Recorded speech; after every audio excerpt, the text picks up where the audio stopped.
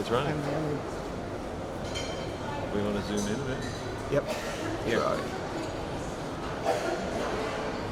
Well, good morning, and thank you very much for your attendance today. We will be filming, so we'll be able to make this available to a broader audience.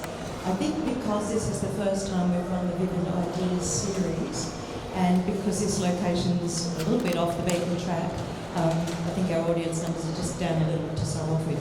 But I know from the past that there's just great curiosity around the projection mapping and how those pieces come to play.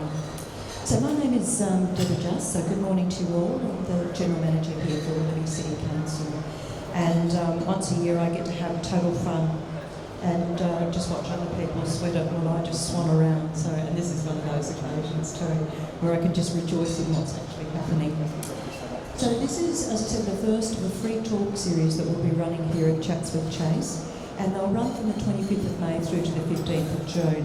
And there's a fabulous program around how we're using technology to revolutionise our lifestyles, how we can make them more sustainable. Great emphasis upon innovation in the future, how that might assist us to solve some of our big issues and problems.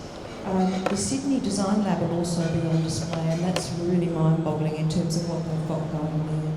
But what I particularly like is the opportunity to get up close and personal with the artists from Vivid that are behind Vivid Sydney here at Chatswood.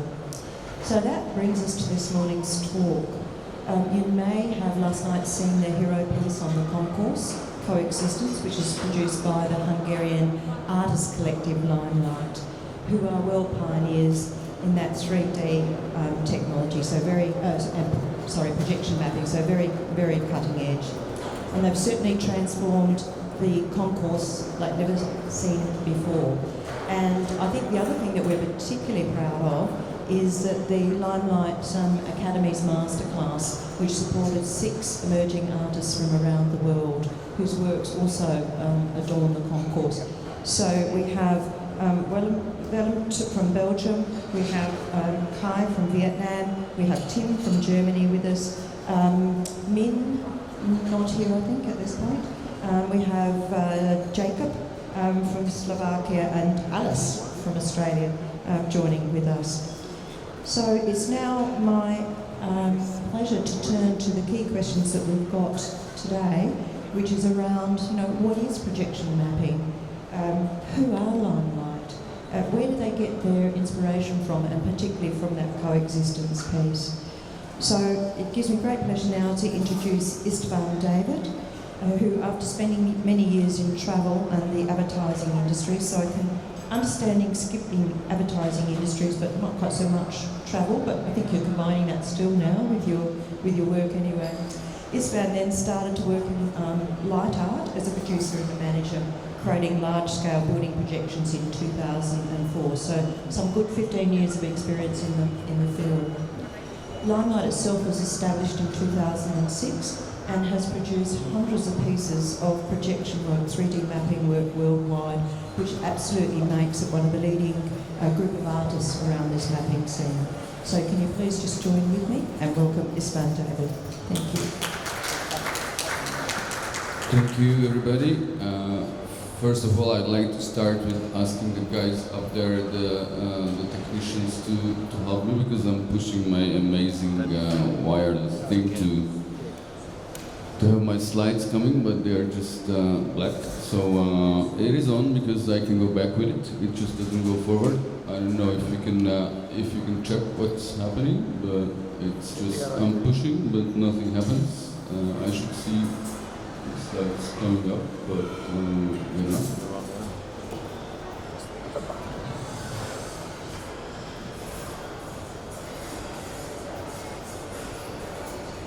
Oh yeah. That's a very, very good solution. Thank you.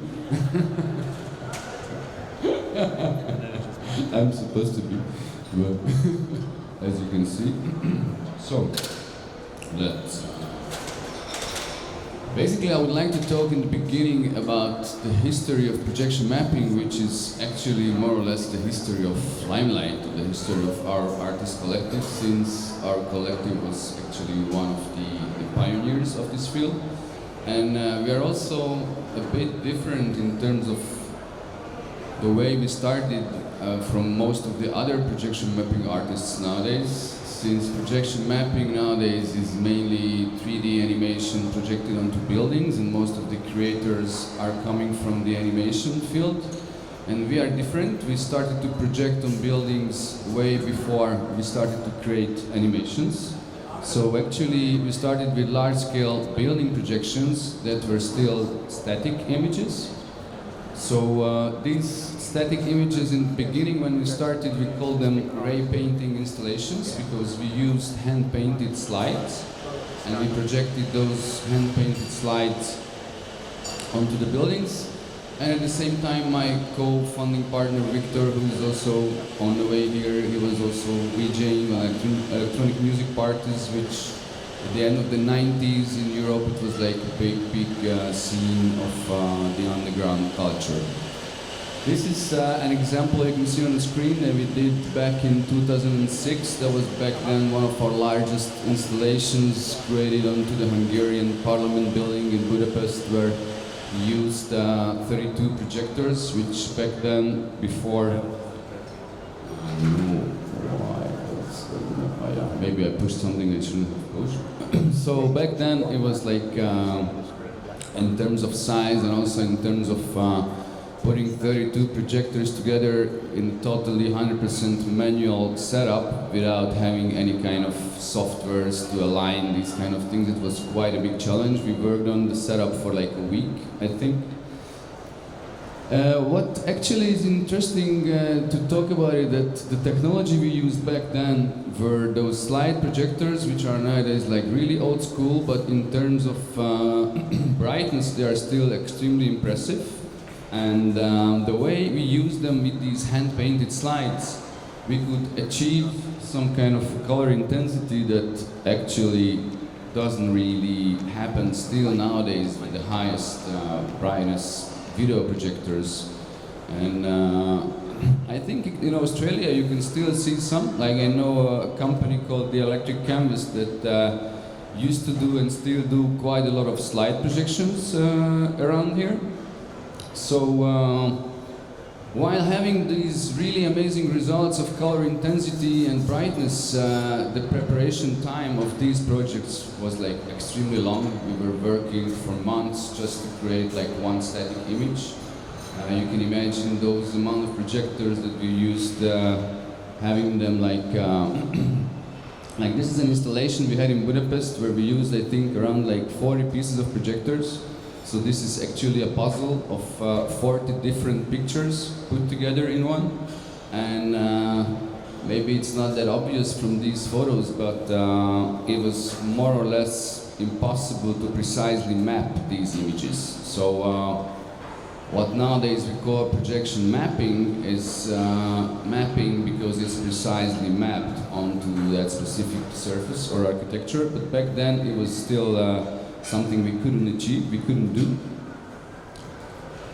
So that's how we got to projection mapping, and I think we have to talk about it a little bit, like what 3D projection mapping is, because whoever is interested in that and starts YouTubing, you can see a lot of videos about just, I don't know, a piece of video art projected onto any type of building or surface. I even find a lot videos running on LED screens being called projection mapping. In our understanding, projection mapping is not only a piece of art projected onto a facade, but it's something way more complex than that.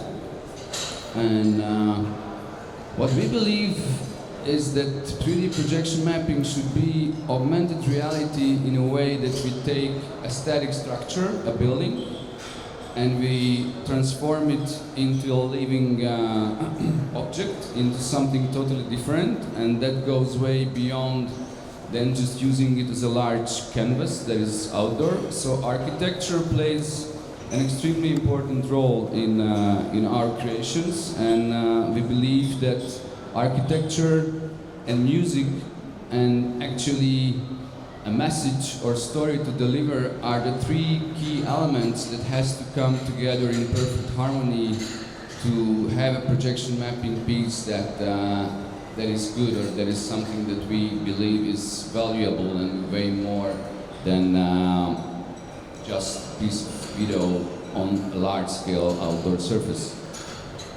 This is an example, so it's better that you don't only listen to me talking, but I'd like to ask the guys to put the sound on a little bit. It's a very good example when we project actually something back on a building that has no additional element, in terms that we create the 3D model and we actually use only the 3D model itself, so there's like no, I don't know, external animation movie projected onto the building. We are just taking the building apart and create a living creature of it, like simulating the breathing in this case. So I just let it on playing for a while, and we can continue the talk afterwards.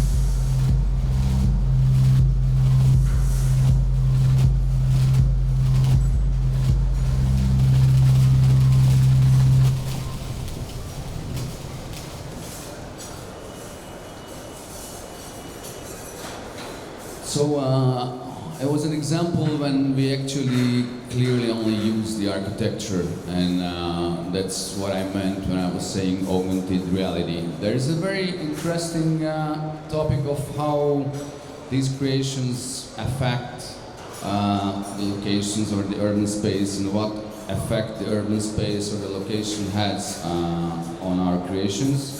Actually, it's important, and a lot of people are not really aware that all these artworks are 100% unique and site-specific. They cannot be created in a way that we do create an interesting video and then project it onto several different buildings, because they will just simply not fit to those other buildings. And architecture, as we already talked about, it has a very important role, but there are a lot of other things that needs to be considered. And there is something that is a big difference between just creating video art onto screens and creating a piece of video that has to be projected onto a building. We have to take in consideration not only the architectural characteristics, but the surface itself. We have to consider the ambient lighting. If you will, I don't know if any of you had the chance last night to see the projection here on the concourse, but it's a very good example of having a lot of big challenges with the surface, for example, which is, in our case here, it's far away from an ideal projection surface. It's very reflective, which gives a lot of problems to us, and in this case to the technical team as well. So while creating the content, we have to be aware that the surface is going to be reflective in this case, or in other cases it's going to be maybe, I don't know, too dark, which doesn't allow us to use all colors and all type of visuals that we just would like to use. So we really need to adapt our content onto the specific surface. And of course, it's another issue also here that we have to try to create content that is visible from, for example, many different angles. And when it comes to 3D animation, it's a 3D illusion actually that we are having, or the audience is, the audience can actually only experience the real 3D effect from a certain point of view, but we still need to consider that there are going to be people that are watching from a different angle, for example. So that's also something when you go and see a piece in real and when you see a video on YouTube. There are often, of course, videos made in a way that it's the best and the most ideal angle, but in reality we have to create artworks that are enjoyable also in the public.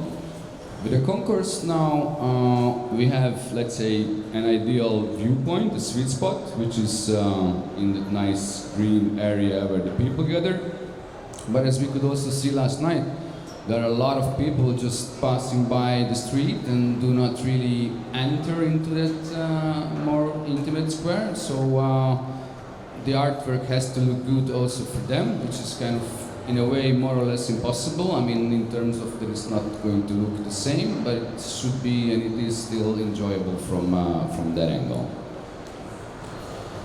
And there is another interesting topic which is more like, let's say, our or part of our philosophy, that we always like to integrate the local culture or history in a way into our artworks, and that's not something that has to be that way. We just kind of believe that it's important, and since we always have to go on site visits for several reasons before we start creating our artworks, we just always get inspired, and even though we can only spend a couple of days usually in that specific place, but it's always nice to try to integrate something from the local culture and history, or at least to get inspired by it.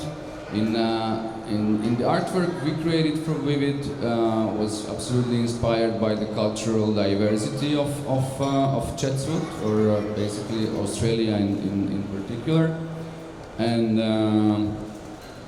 in the masterclass, that was also something that we try to advise the artists that are sitting here first row.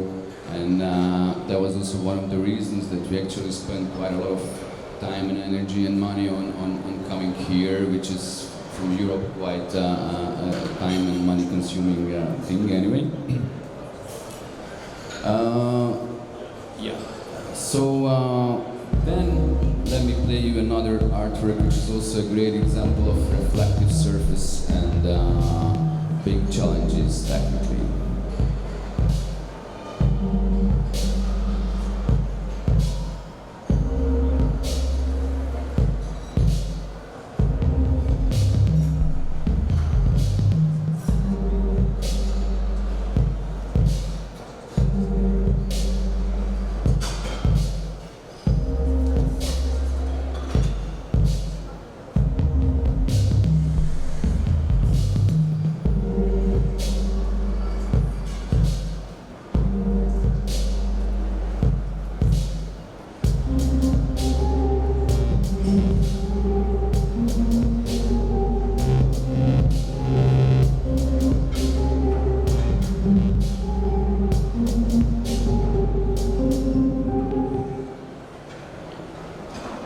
As I said, the site visits are so important, and we try to check all these local circumstances, and actually this project was a really great example for that. Sometimes that's not even enough. We went there in October, I think, to see the site. We even did some test projections and everything was looking really good. We were quite surprised being in the center of Bangkok and having not that much of ambient lighting around. Like in all the big cities in the world, all the huge buildings are always lit up and there's like nearly daylight, which is a big challenge when you use projectors, and a lot more projectors and really powerful projectors must be used with having a lot of ambient lighting around.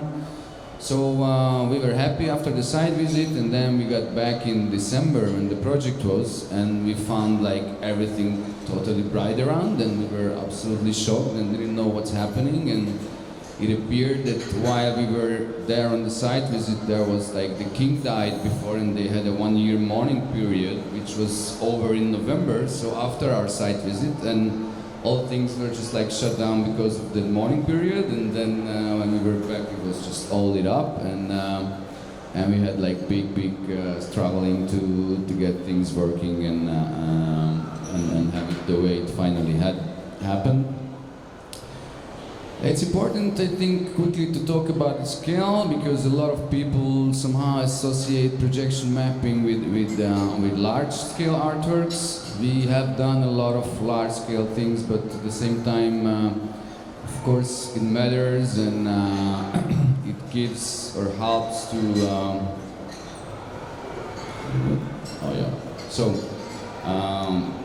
Why large-scale can be important is that by being outdoors and being large scale, we can attract a lot of people that maybe would never ever go into a gallery on their own, and we can put an artwork in front of them that they will see. And I think it's important, and it's kind of an important part of our mission to create artworks for ordinary people that would probably not meet art on their own will in that sense. There is nowadays also somehow kind of competition between artworks and screen addiction in that sense. And since everybody is so strongly attached to mobile phone screens and computers and so on, while we have the chance to put these large-scale artworks on the street, it kind of gives us a chance to take people out for a couple of minutes from their screens and to give them a piece of art. And it's the same thing with the media attention. We have done some amazing pieces which were small, and maybe in terms of artistic quality or value it was way better than some large-scale ones, but of course the media didn't really give a damn about it just because they were small, so they were just not big enough. And large-scale can also help a lot by enjoying it in real time, which is again something very interesting and important that it's a bit similar, I think, just like with music. You know, you can listen to a beautiful piece of music on your high quality, I don't know, audio system, but it's still a way different feeling than going to a live concert and enjoy it live. And of course, the larger it is, the more different feeling you get when you see it live.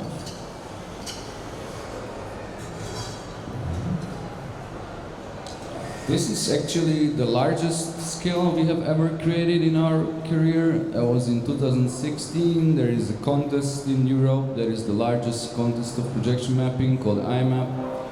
And there is a jury and there is a public voting, and we are the only group that has won both prizes in both categories. And I swear I didn't touch anything. And that's like a 4.5 minute long artwork. If you feel like watching it, I'm of course happy to see you watching it, but if you get bored, just let me know and we can continue.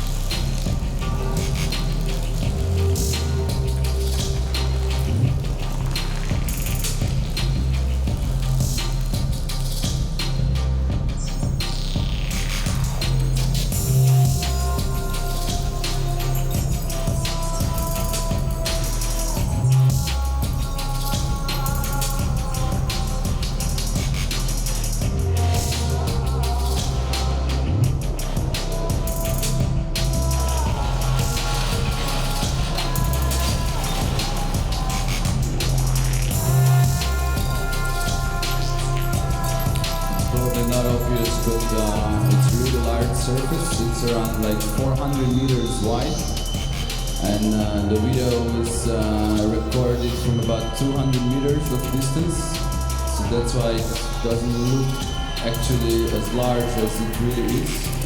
And there were 104 projectors used to project that surface, which is around like 23,000 square meters altogether. And actually it's also a very big challenge in terms that the upper part of the building, which is not visible from this angle, but the upper part is about 50 meters behind the lower part. So all lines, for example, that we draw from the bottom to top would be only straight from that point of view, like from the most ideal angle, and that's actually an event that attracts about nearly 100,000 people. So it's a huge square where people gather, and basically all the videos you will find on YouTube are all made from that perfect 90 degrees angle, but it's very challenging to create the piece in a way that all other people watching from different other angles can also enjoy. And I think it's also a great example for the harmony of architecture, message to deliver, and music.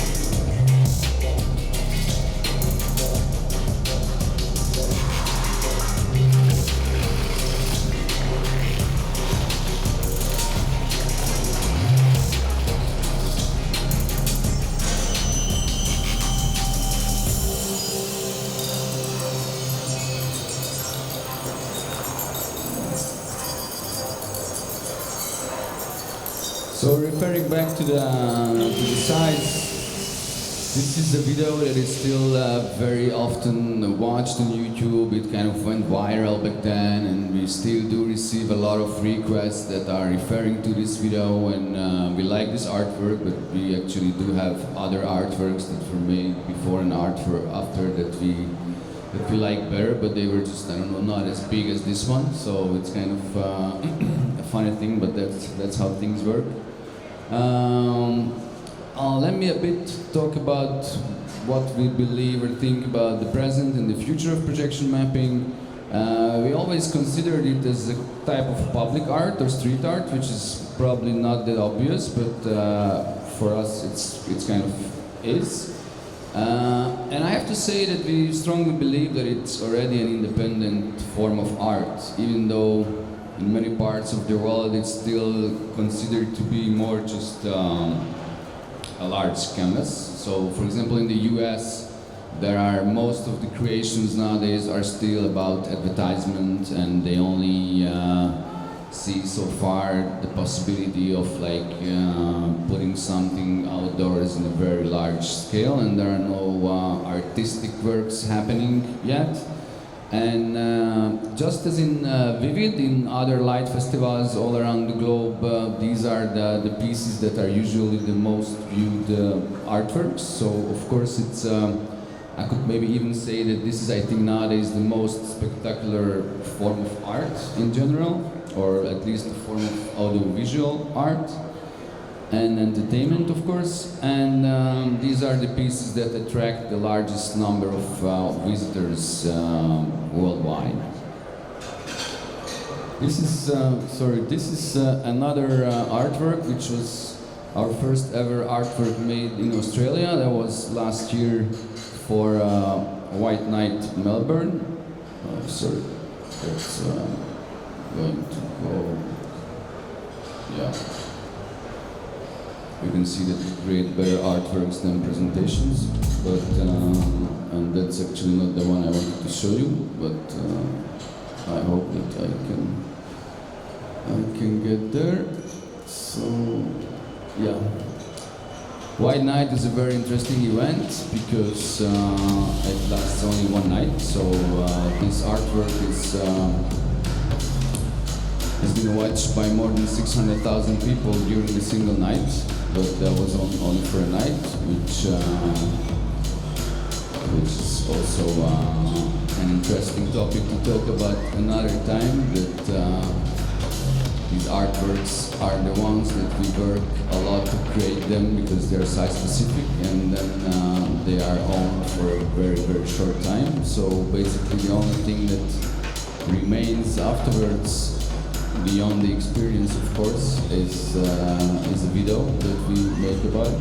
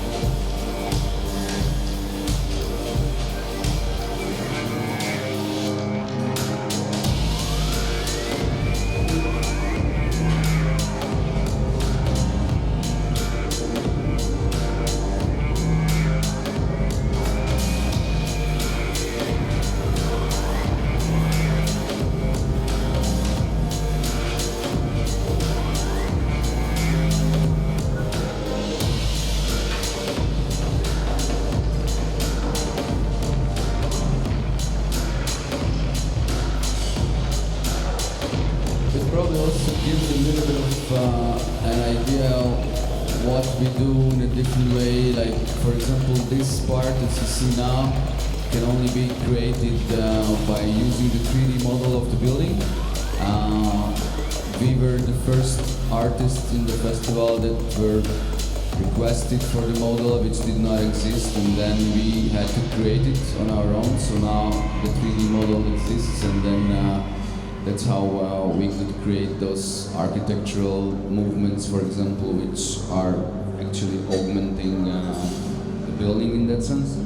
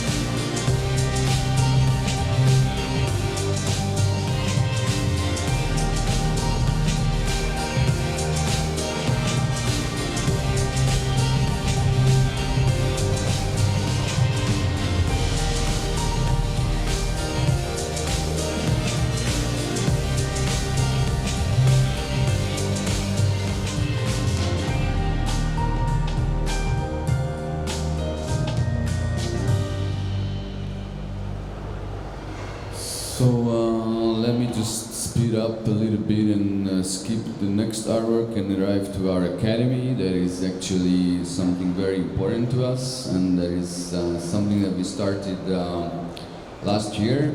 After spending more than 15 years in this field, we felt that we gathered a certain amount of knowledge that can only be mainly learned by experience, and it's something that we should not keep on our own, but we have to share with the world. So that's how the Academy was born last year, and it's still a unique educational program, and it's actually a program that we design in a way that we search for experienced motion designers or 3D animators that are already familiar with creating animation, but do not really have experience or enough experience in projection. So we try to focus this program on the knowledge that is more the practical part. We cannot teach people to create animation within a couple of months, but we can share all that knowledge that we gathered in the last decades about what makes a projection mapping piece great. So we do a site visit, which happened here in November, and I have to mention that we were very happy to receive this invitation from Vivid Sydney at Chatswood, and we were really enthusiastic about creating this here, which was our second masterclass ever. And it makes me really proud to see these guys in the first row who are our artists, and who came a long way, not only physically but also I think in terms of the achievements that they did in the last half a year, and remembering back now their portfolios and the works they submitted and the first initial concepts that they created, and seeing the final actual artworks now, it's something that really makes me personally very happy and proud. And as I said, it's like a 4 or 6 months mentorship program that has come to its end now in our case, and I think it's really important that compared to a lot of other educational programs, that actually gives a really high quality result also for the festival organizers. So it's way beyond on an educational student program when we try to help students to get started with something. We actually design this program in a way that it results onto extremely high quality artworks, which is I think something that you can just go and see yourself in the concourse every night. And for the end, I just actually wanted to still mention that these artworks, and that's also a proof of that projection mapping became an independent form of art, that these artworks are really different in terms of style and artistic approach.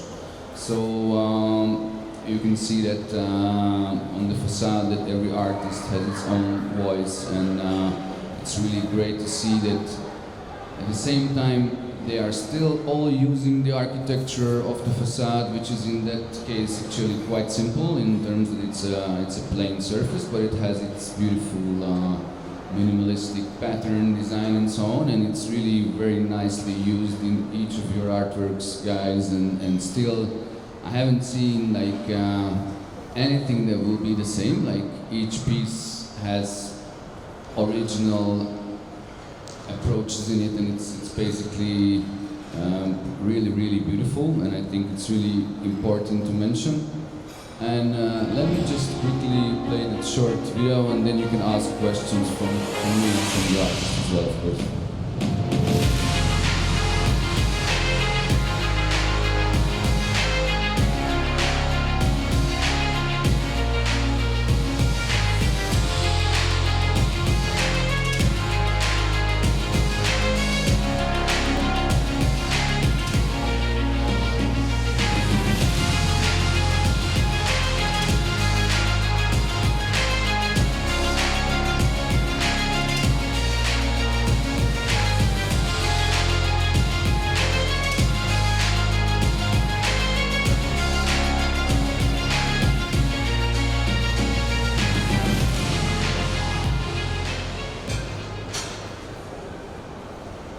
was actually thinking that we still have like nearly 20 minutes left. It would be nice if you would maybe not ask me that much, but to give the opportunity to these amazing artists that we have here.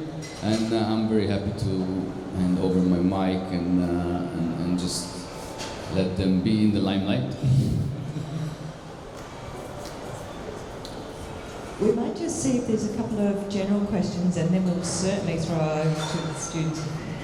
Well, can't say students. I shouldn't say students, should I? Yeah, it's kind of something that we said, but they are definitely not students. We have to call them artists as they are. So let's say they are our alumni.